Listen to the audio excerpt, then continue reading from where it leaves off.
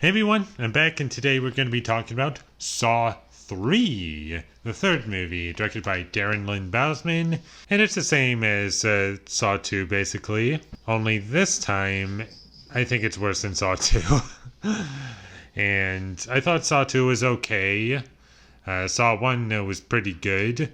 This one I think I like less than Saw 2, and I can't say I like this one unfortunately, but there are some good things about it. There are things I liked. As usual, I really like Tobin Bell, and the traps are pretty fun. And once you get into the traps, they're fun.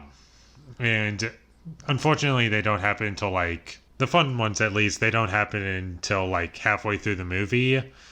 But the ones that are fun to watch, and they're pretty entertaining, and bloody, and gory, and violent. But that makes it more entertaining for me. And there were a couple of moments that were funny bad for me. I don't remember what those moments were, but I remember laughing at the movie at a couple points. It's not really a positive, I know, but it's at least entertainment value for me. And that's about it. Most of this movie is just really bad characters being killed, and their performances aren't all that convincing for me. And I get it. It's just trying to go for simple traps, and it's supposed to be entertaining in that regard, but there really isn't much holding this movie up for me, and I like the twist of this movie. That's one thing that I like, but like Saw 2, the first 40 minutes-ish are pretty boring, especially the first 20 minutes. I was so bored by this movie, and I thought I was going to hate this movie, and while I don't hate it, I can't really say it's good, and there's also lots of flashbacks in this movie, and I understand why they're in the movie, is to explain everything about the movie, or that what's happened in this timeline, but my issue with it is that the film has no subtlety.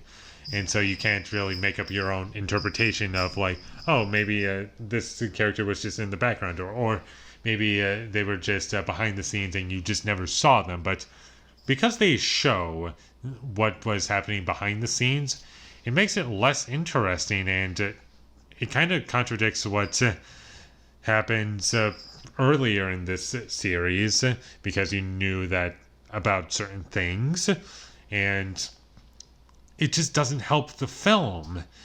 And that's my biggest issue with these flashbacks, is that it takes away both the subtlety and the intrigue of the film for me, and it just becomes a dull experience for me. One thing that I like about this movie, it doesn't use CG blood ever. It's all practical, and there's lots of practical effects in this movie. And that's one thing that I like about it. It makes things feel real. And the blood looked like blood, and it was very convincing. And some of the editing is kind of obnoxious. I would say it's a little more obnoxious in the second movie than in this movie. And that's about all I have to say about Saw 3. There isn't really much to talk about. It's more of just been there, done that, more of the same. As a person who really liked the first movie, it's not nearly as good as Saw 1. I think I like Saw 2 more than this movie, but I don't hate this movie, just to be clear. There's things to like about it, but by the end of the day, I just found myself to be kind of bored, and if I'm ever going to watch any of these movies again, I'll just watch the first movie and then just stop. Ironically speaking, I don't really take away much from these movies. I'm never really laughing at them, because I just don't find them that unintentionally funny like a lot of people do. And I don't know, maybe that's for the later sequels, but as of now, I'm just kind of bored. And the traps are fun, but that's all you can really talk about. And I guess Tobin Bell, but that's about it. So I'm going to give Saw 3 a 4 out of 10. Thank you for watching my videos. As always, if you enjoyed this review, be sure to leave a like and comment down below what you thought of Saw 3 down below. And my social media links, they will all be in the description down below, so follow me there. And last but not least, subscribe to be a part of Foley Nation. And I'll see you when I get my next review up. And that's going to be for a movie that I've been wanting to review for a long time. But I've been waiting for until this month to review it. Stanley Kubrick's The Shining. And a couple things to know.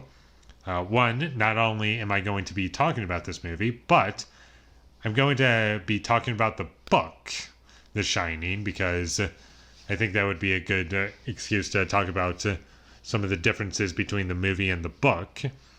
And I'm going to have my mom join in on the review because she feels differently about I do when it comes to the movie and the book. She prefers the book, I prefer the movie. So if that sounds interesting to you, then check it out when I get that up. But until then, thank you for watching and have a great day.